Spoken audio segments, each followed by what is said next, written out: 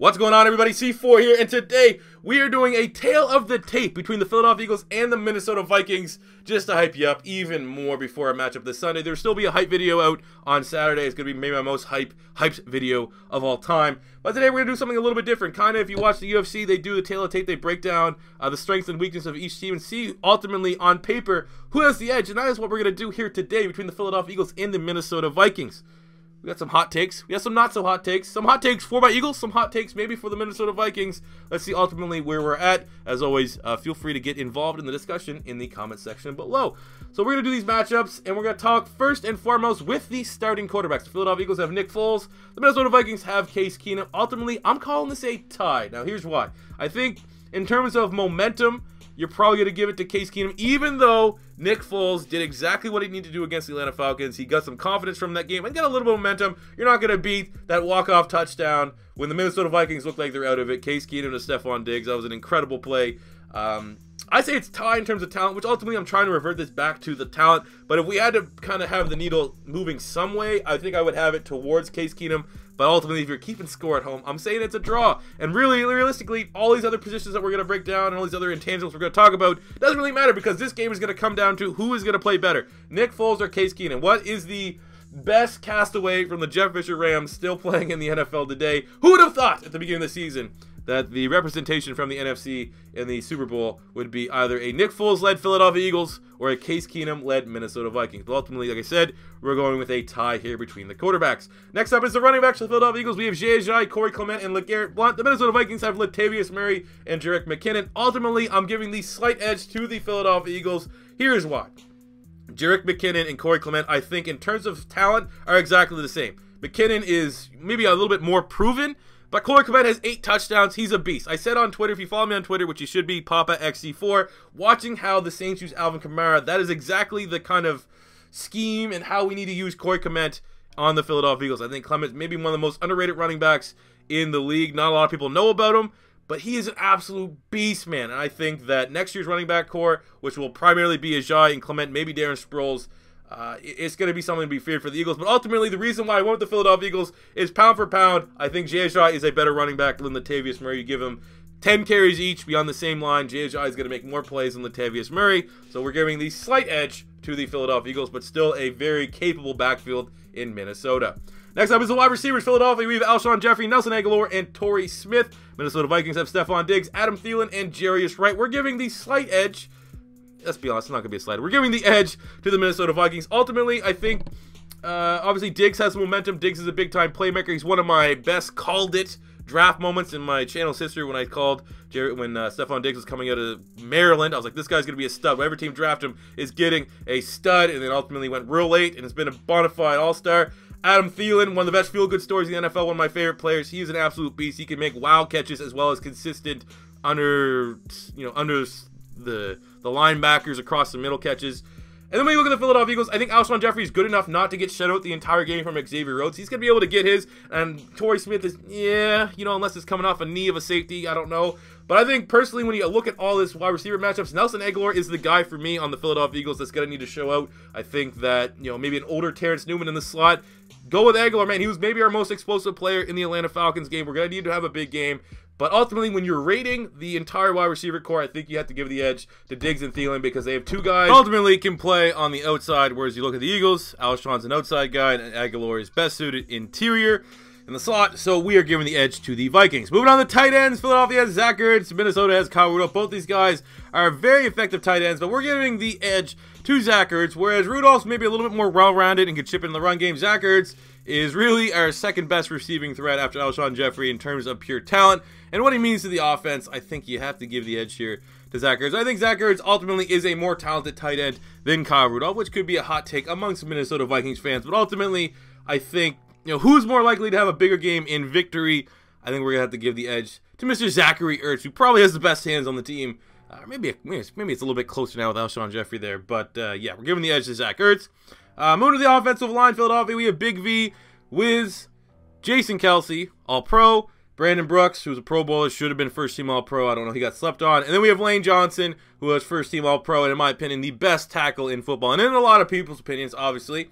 And then when you have the Minnesota Vikings, you have Riley Reeve, Mike Remmers, Pat Elflein, Joe Berger, and Rashad Hill, I think his name is Rashad Hill.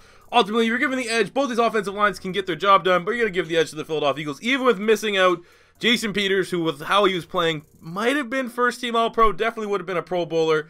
I still think you have to give the edge to Philadelphia, which is going to be a major, major battle in this game, because Philadelphia is still going to have to run the ball to find really any success, and the Minnesota Vikings have a very good front seven, but we have an offensive line that should be able to take control at times during this game, and as long as everything and all the stars align, if in those times that our offensive line gets one over on the Minnesota Vikings defensive line, Jai is the guy there that's able to gash him for some yards and actually holds on the ball and doesn't fumble it. So yes, the edge there for the offensive line to the Philadelphia Eagles. Now is the defensive side of the ball, which I think there might be some hot takes and some disagreements amongst the fan bases. First, we're starting with the defensive line, Philadelphia. We got Brandon Graham, Pro Bowler. I don't know if he was All-Pro or not. We have Fletcher Cox, who I think was All-Pro.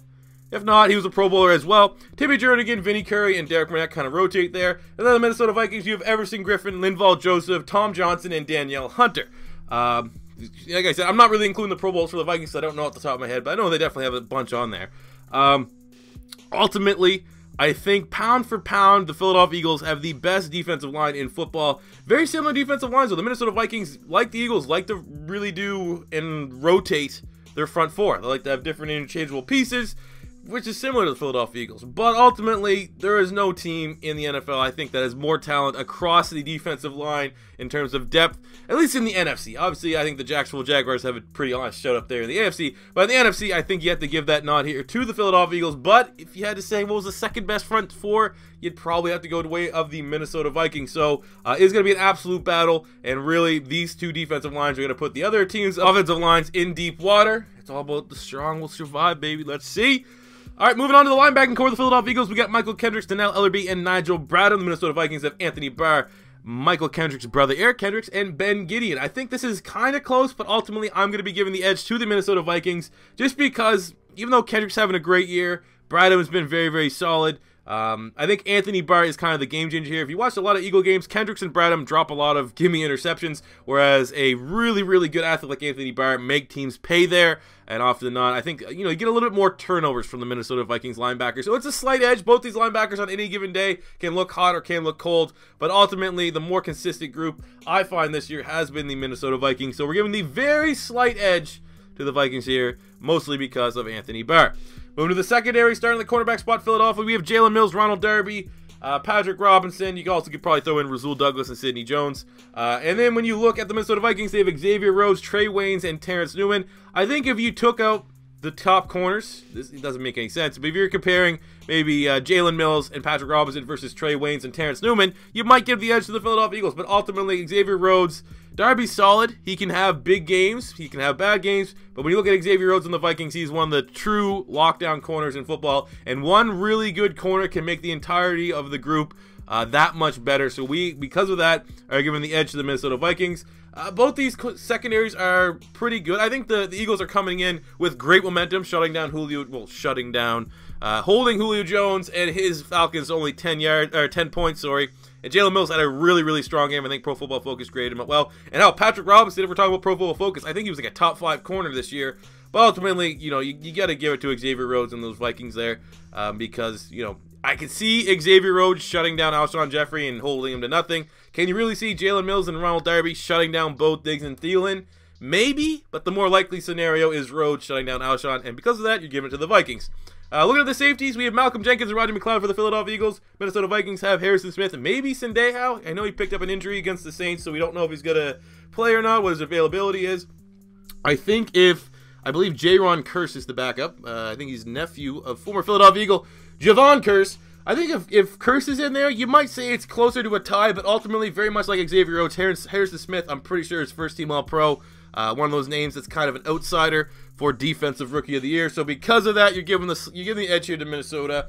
Malcolm Jenkins for the Philadelphia Eagles has played better down the couple of weeks, but ultimately has probably been his worst year as a Philadelphia Eagle. And Rodney McLeod is much more of an in-the-box guy. Kind of can get exposed in coverage from time to time. So we're giving the edge here to the Minnesota Vikings. And then our last two things are intangibles. Things that you can't really measure, but something you can hold your hat on. First up is adversity, which I'm always going to bring out as a Philadelphia Eagle fan. What team has faced more adversity throughout this season? when you look at the injuries, the Minnesota Vikings lost Sam Bradford, which is that really that bad seeing how Case Keenum played, but Dalvin Cook and Sharif Floyd, former Florida Gator, had like a boss surgery or something crazy like that, because I think if you throw Sharif Floyd on there with Linval Joseph, Everson Griffin, and Daniel Hunter, it might be a little bit different when on comparison to defensive lines. And then we all saw how hot out Dalvin Cook started, but ultimately they're able to replace that with Latavius Murray.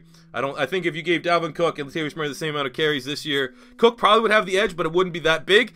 And then when you look at the Philadelphia Eagles, we lost Carson Wentz, who was MVP candidate, maybe the MVP frontrunner. We lost Darren Sproles, who's one of the most valuable receiving back special teamers in the NFL. We lost Jason Peters, who, like I said, I think if he was playing at the same level he was when he got hurt, might have been all-pro at left tackle. And we lost Jordan Hicks, who was the leader of our defense. So the adversity is going to the Philadelphia Eagles. The fact that we got here, the Vikings are very surprising, but it's much more surprising that the Eagles are here. That's why we're the underdogs. And then when you look at momentum, I'm saying it's a tie, because when you look at the Philadelphia Eagles, we were the only #1 seed in NFL history to be an underdog, and we won. That is absolutely massive. And we have the home field advantage. And the Lincoln Financial Field was absolutely bumping. It probably got our guys over that hump against the Atlanta Falcons. And that, enthralled with the underdog mentality, is huge for the Philadelphia Eagles. But then when you have them look at the Minnesota Vikings, the win they had over New Orleans is one of the most epic comebacks of all time. Momentum is riding at an all-time high, especially for that offense. Maybe not for the defense, which could be good for Philly. I mean, the Saints offense is really, really good. But for the most part in that second half, that Vikings defense did not look hot at all. But then you have also the Vikings are playing for Super Bowl at their home field. So that is big. Ultimately, I'm going to say it's a tie here in terms of momentum. I think you might want to give the slight edge to the Minnesota Vikings because of how they got to the NFC Championship. But ultimately, I think you're going to have to say it's a draw. So if you keep in score at home, we give the running backs, the tight end, offensive line, defensive line, and adversity to the Eagles. So that's 5 points. We gave the wide receivers, linebackers, corners, and safeties to the Vikings, which is 4 points, and we tied momentum, we tied quarterbacks, but both of those points were kind of trending towards the Vikings ultimately. So it's a 5-4 victory for the Eagles. Very debatable. I think both these teams are very, very evenly matched. I think you might have a little bit more star power on the Minnesota Vikings, especially when you talk about the second year with Xavier Rhodes and Harrison Smith, but I think ultimately the Philadelphia Eagles are a more well-rounded team, if you will. So it's going to be a very interesting matchup. Like I said, I'll have a hype video coming out on Saturday, which I'll go more into like the top 10 points and stuff like that, and how I think the game's going to play out. But ultimately, do you agree or disagree with any of my points here for the tail of the tape? Let me know in the comments below. Are you guys ready for this damn game? The Philadelphia Eagles are one home game win away from being in the Super Bowl. It's absolutely insane. I cannot wait for it. That's all for here today, guys. Thank you for watching. As always, your first time stopping by, don't be afraid to hit that subscribe button. Hit the like button if you enjoyed. Until next time on C4, saying fly, Eagles, fly.